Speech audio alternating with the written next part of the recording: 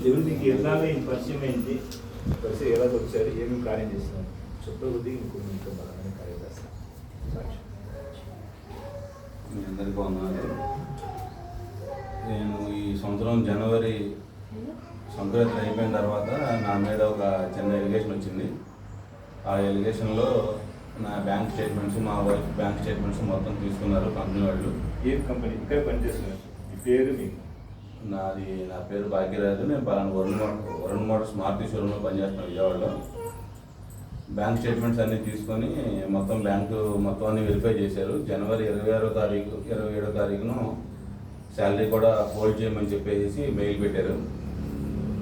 అయితే ఫిబ్రవరి 4వ తారీఖున రెగ్యులర్గా రావాల్సిన శాలరీ ఆగిపోయింది. మళ్ళీ అదంతా వాళ్ళు వెరిఫై చేసుకొని ఒకసారి వచ్చి వర్క్ వెరిఫై చేసుకొని ఫిబ్రవరి 20వ తారీఖున 22వ తారీఖున ఫస్ట్ మంత్ ఆగిపోయిన నెల శాలరీ రిలీజ్ చేశారు వాళ్ళందరూ వాళ్ళే. అలా జరుగుతుంది. తర్వాత మళ్ళీ అదే నెల శాలరీ వచ్చిన తర్వాత ఫిబ్రవరి 27వ తారీఖున మళ్ళీ వైజాగ్ రమ్మని చెప్పేసి మళ్ళీ ఇంక మీరు కంప్లీట్ అవ్వలేదు, మళ్ళీ రీవెరిఫై చేసి మొత్తం కంప్లీట్గా స్టేట్మెంట్ కావాలని చెప్పి మళ్ళీ వైజాగ్ రమ్మన్నారు. మార్చి 3వ తారీఖున ఎప్పుడో మళ్ళీ ఫిబ్రవరి నెల శాలరీ హోల్డ్లో పెట్టారు. రమ్మన్న తర్వాత వైజాగ్ వెళ్ళాను. వైజాగ్ వెళ్ళి వాళ్ళకి సంబంధించి వాళ్ళని అప్ చెప్పి వచ్చాను. వచ్చిన తర్వాత నా పని నేను చేసుకుంటున్నాను, కానీ ఇంకా శాలరీ రిలీజ్ అవ్వలేదు. దాని తర్వాత శాలరీ రిలీజ్ అవ్వకపోగా మళ్ళీ next month April month salary కూడా హోల్డ్లో పెట్టమని చెప్పి మళ్ళీ మెయిల్ పెట్టారు. మెయిల్ పెట్టినప్పుడు నేను ఊళ్ళో అక్క ద్వారా అక్క ఇది పరిస్థితి ఇలా జరుగుతుందంటే ఒకరోజు బ్రదర్ వాళ్ళ ఇంటికి వెళ్ళి ప్రేయర్కి వెళ్ళింది. ప్రేయర్కి వెళ్తే బ్రదరు నా గురించి ప్రవచనం చెప్పారు. అన్నయ్య తీసేస్తారు, అక్కడ కొంచెం ఇబ్బందికర పరిస్థితులు ఉన్నాయి అని చెప్పారు. అక్క కూడా నాకు అదే చెప్పింది. ఏం భయపడమాకరా, ప్రార్థన చేద్దాం, ఏం జరుగుద్ది, కంగారు పడద్దు అని చెప్పారు. బ్రదర్ చెప్పినట్టుగానే ఏప్రిల్ నెల శాలరీ హోల్డ్లోనే ఉంది. కానీ కంపెనీలో ఏంటంటే కొంతమంది ఏమో నా తరఫున మాట్లాడుతున్నారు, కొంతమంది ఏమో కంపెనీ తరఫున మాట్లాడుతున్నారు. ఇలా జరుగుతూ ఉండగానే వాళ్ళు సడన్గా నా కింద ఉండే నా అసిస్టెంట్ శ్రీనివాస్ అనే అతను కూడా బ్యాంక్ స్టేట్మెంట్ అన్నీ తీసుకున్నారు. అతను ఏంటంటే ఇలా కొన్ని ప్యాకెట్లు ఇవన్నీ ఆడటం వల్ల అతన్ని ఆగిపోమని చెప్పారు. ఆగిపోమని చెప్పిన తర్వాత అతను శాలరీలో అవన్నీ రిలీజ్ చేయలేదు. సరే కదా అని చెప్పి అతనితో అయిపోయింది కదా అనుకున్నాను. తర్వాత ఆటోమేటిక్గా నాకు కూడా ఆగిపోమని చెప్పేసి మెయిల్ పంపించారు. మెయిల్ పంపించినప్పుడు సరే కదా అని చెప్పి నాకు ఆ విషయం ఎవరో చెప్పట్లేదు. యాజమాన్యానికి అయితే చెప్పేమని చెప్పేసి మెయిల్ పంపించారు. నాకు ఆ విషయం ఎవరో చెప్పలేదు. సర్లే ఎందుకులే తెలుసుకున్న తర్వాత ఉంటామని చెప్పేసి నేను మే నెల 4వ తారీఖు నుంచి కంపెనీకి వెళ్తాం మానేశాను. అంటే చెప్పినట్టుగానే జరిగింది విషయం, తీసేస్తారు చెప్పినట్టుగానే జరిగింది. 4వ తారీఖు నేను ఆగిపోయాను. ఆగిపోయిన తర్వాత నేను సర్లే కదా అసలు అలా ఆగిపోయాం, మన అక్క ఎలా ఉందని చెప్పేసి నేను నెలలోనే చర్చికి వెళ్ళడం మొదలైంది. అక్కడికి సీఎం సంఘానికి వెళ్ళాను. అక్కడికి వెళ్ళినప్పుడు బ్రదర్ ఏమన్నారంటే లేదన్నా మళ్ళీ మిమ్మల్ని పిలుస్తారు, అక్కడే ఉన్నతమైన స్థితిలో ఉంచుతారు, మీ శాలరీ కూడా రెట్టింపు చేస్తారు, మీకు ఉద్యోగంలో ప్రమోషన్ కూడా ఇస్తారని చెప్పారు. ఇలా బ్రదర్ ఏమో ఇలా చెప్తున్నారు, వాళ్ళేమో ఇంకా పిలుస్తారు. దేవుడు దిగి వచ్చి మాట్లాడారు. దేవుడు దిగి వచ్చి మాట్లాడారు.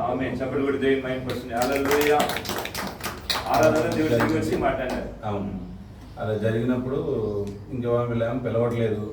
నన్నేమో ఇంక వేరే చోటకి ఆ బ్రదర్ అమ్మ మీరు ఎక్కడికి వెళ్ళక్కర్లేదన్నా కాముగా ఇంటికాడే ఉండండి అంటే నేను ఫోన్లో ప్రేయర్ చేయించుకునేటప్పుడు ఆయన బ్రదర్ ఇలా చెప్పారు, ఎక్కడికి వెళ్దాన్నా మీరు ఇక్కడే ఉండండి, వాళ్ళే పిలుస్తారు, మీరు కంగారు పడొద్దన్నారు. అయినా కానీ నేను బయట 2-3 ఇంటర్వ్యూకి అటెండ్ అయ్యాను. వాళ్ళు ఏంటంటే నాన్ లోకల్ వెళ్ళాలని చెప్తున్నారు. సరే కదా అని చెప్పేసి నేను ఇంకా అలా సైలెంట్గా ఉన్నాను. ఇక ఏదైతే అది అవుద్ది అని చెప్పేసి ఒక శనివారం నాడు వాళ్ళే ఫోన్ చేశారు నాకు. ఫోన్ చేసి ఏంటంటే మీ పరిస్థితి ఏంటి, ఇలా అడుగుతున్నారు, మరి మీ ఉద్దేశం ఏంటి అంటే వాస్తవానికి నేనైతే ఏం చేయలేదండి, కంపెనీ డబ్బులు అయితే ఏమవుద్ది, ఎవరి డబ్బులైనా ఒకటే, నేను మా వైఫ్ పంపుకున్న డబ్బుల కోసం అది మీరు అది అవకపోవడం అనేది కరెక్ట్ కాదు అది చెప్పి నేను మాట్లాడాను. సరే రేపు సోమవారం నుంచి వచ్చి మీ డ్యూటీ మీరు చేసుకోండి అని చెప్పారు వాళ్ళు.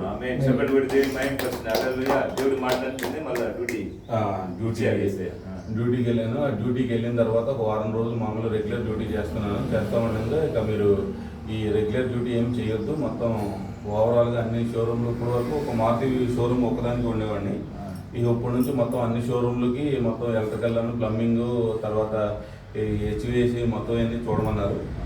ఇప్పుడు ప్రజెంట్ దాంట్లో రన్ అవుతాను. మన రీసెంట్గా ప్రమోషన్ కూడా మెయిల్ వచ్చింది. అది ఇంకా శాలరీ ఇంక్రిమెంట్ ఒకటి ప్రజెంట్ అయితే పెండింగ్లో ఉంది. ఇంకా అది ఒకటి రిలీజ్ అవ్వాలి. తర్వాత శాలరీ పడింది మొత్తం నాకు రావాల్సిన శాలరీ అన్ని క్లియర్ అయిపోయింది. అది కూడా దేవుడు ప్రవచనంగా ముందుగా చెప్పారు కదా. చెప్పారు. దేవుడు చెప్పిన తర్వాత జరిగేసిన. సియోను సంఘంలో దేవుడు దిగి వచ్చి మాట్లాడుతున్నాడు, చెప్పది ఎంత జరుగుతుంది, నమ్ముతున్నారని నేను నమ్ముతాను. హల్లెలూయా, దేవునికి స్తోత్రం.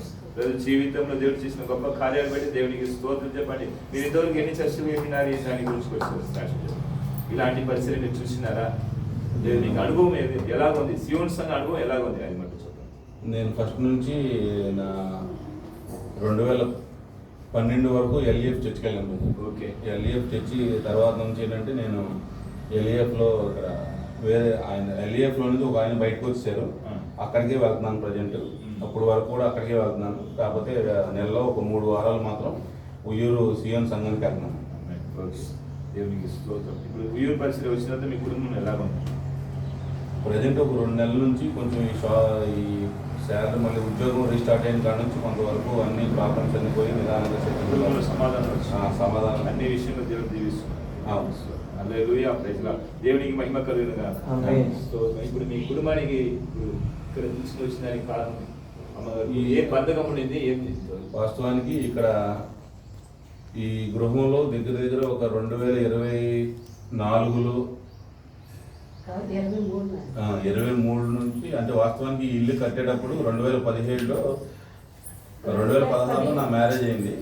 2017లో గృహం కట్టడం స్టార్ట్ అయింది. 2018 ఆ టైంలో ఒక పక్కన వాళ్ళని ఏదో అనటం వల్ల మా నాన్నగారు చనిపోయారు. అదేంటంటే అప్పుడు తెలియదు మాకు అది చేతబడి శక్తులని. అది అప్పటి నుంచి అలా జరుగుతూనే వస్తుంది. కొంతకాలం మధ్యలో ఈ 2018లో మా నాన్నగారు చనిపోయారు. అప్పుడు దానికి ముందుగా 2016లో ఇల్లు కట్టింది, ఇల్లు స్టార్ట్ చేశారు. అది ఇక అలా అప్పటి నుంచి కూడా ఈ చేతపడి శక్తులు ఇవన్నీ అన్నారు, కానీ మేము అంతగా పట్టించుకోలేదు. తర్వాత ఈ ఇంటి ఆవరణంలో ఒక చర్చి ఒక పాస్టర్ గారు అడిగితే సరే అని చెప్పి ఇచ్చాము. పైన మొత్తం ఆయన ఒక 2 సంవత్సరాలు అలా ప్రేయర్ జరిగించుకున్నారు. 2022లో ఫిబ్రవరిలో ఒకరోజు సడన్గా నాకు ఫోన్ చేసి, అన్న మేము ఇక్కడ నుంచి ఖాళీ చేసి వెళ్ళిపోతున్నాము అని మాకు చెప్పారు. అది ఏం జరిగిందో ఏంటనేది మేము అంతగా పట్టించుకోలేదు. సరే, ఆయన వెళ్ళిపోయిన దగ్గర నుంచి 2023 నుంచి ఈ చేతపడి శక్తులు ఏదైతే ఉన్నాయో రోడ్డు మీద నుంచి లోపలగా నిమ్మకాయలు, ఉల్లిపాయలు అవన్నీ కట్టి వేసటం, రాగి రేకులు ప్లేట్లలో పేర్లు రాసి భూమిలో కప్పెడతాం, తీగలు ఐరన్ తీగలు భూమిలో కప్పెడతాం, ఇవన్నీ 2024 మొత్తం 2 కుటుంబాలు మొత్తానికి చేశారు. అది అన్ని చేస్తారు మీకు తెలియట్లేదు. తర్వాత 2024 నుంచి ఇలాగా అన్ని జరుగుతూనే వస్తున్నాయి. మేము ఎప్పటికప్పుడు ఒక అతన్ని నమ్మాము.